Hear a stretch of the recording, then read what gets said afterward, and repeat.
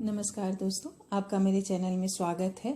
कभी भी घमंड में आकर किसी भी महापुरुष का कभी अपमान नहीं करना चाहिए और ये कहानी इसी पर आधारित है। महापुरुषों के अपमान से विपत्ति आती है और ये एक दंभोदभ राजा नामक राजा की और नर और नारायण की कहानी है। कैसे नर और नारायण ने उनका घमंड चूर चूर किया। प्राचीन काल की बात है। दंभोदभ नाम का एक सार्वभौम राजा था।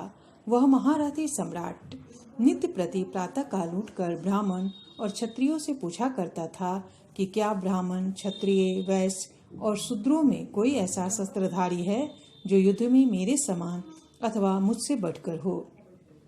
इस प्रकार कहते हुए वह राजा अत्यंत गर्वोन्मत्त होकर इस संपूर्ण पृथ्वी पर विचरता था। राजा का ऐसा घमंड देखकर कुछ तपस्वी ब्राह्मणों ने उससे कहा कि इस पृथ्वी पर ऐसे दो सत्पुरुष हैं जिन्होंने संग्राम में अनेकों को परास्त किया है। उनकी बराबरी तुम कभी नहीं कर सकोगे। इस पर उस राजा ने पूछा, वे वीर पुरुष कहाँ हैं? उन्होंने कहाँ जन्म लिया है? वे क्या काम करते हैं और वे कौन हैं? ब्राह्मणों ने कहा, वे नर और नारायण नाम के दो तपस्वी हैं। इस समय वे मनुष्य लोक में ही आए हुए हैं। तुम उनके साथ युद्ध करो। वे गंधर्व मादन पर्वत पर बड़ा ही घोर और अवर्णनीय तप कर रहे हैं। राजा को यह बात सहन नहीं हुई। वह उसी समय बड़ी भारी सेना सजाकर उनके पास चल दिया और गंध मादन पर जाकर उनकी खोज करने लगा। थोड़ी ही देर में उसे वे दोनों मुनि दिखाई दिए।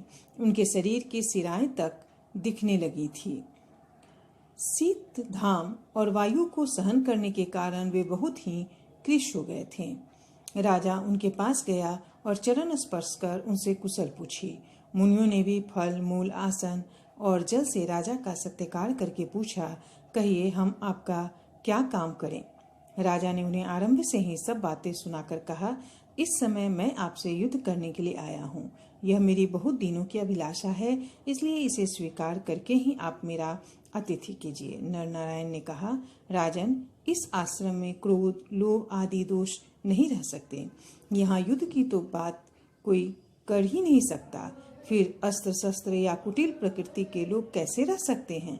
पृथ्वी पर बहुत से क्षत्रिय हैं, तुम उनसे युद्ध के लिए प्रार्थना करो। नर नारायण का इस प्रकार बार बार समझाने पर भी दंभोदभ की कुल युद्ध लिप्सा शांत न हुई और वह उसके लिए उनसे आग्रह करता ही रहा।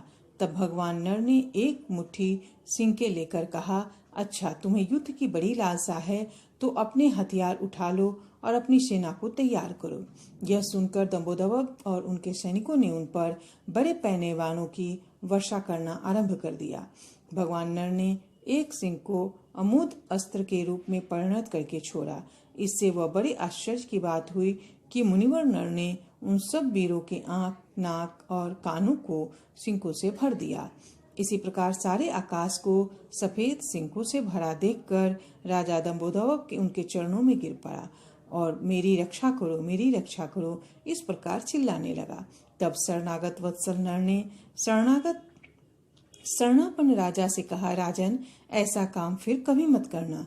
तुम बुद्धि का आश्रय लो और अहंकार शून्य, जितेंद्रिय, क्षमाशील, मृदु और शांत होकर प्रजा का पालन करो। यह भविष्य में तुम किसी का अपमान मत करना। इसके बाद राजा दंभोदभ इन मुनीश्वरों के चरणों में प्रणाम कर अपने नगर में लौट आया। उसका अहंकार नष्ट हो गया और वह सबसे अच्छी तरह धर्मानुकूल व्यवहार करने लगा।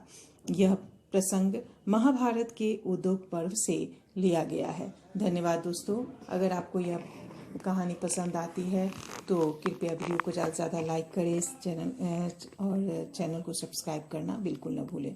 धन्यवाद।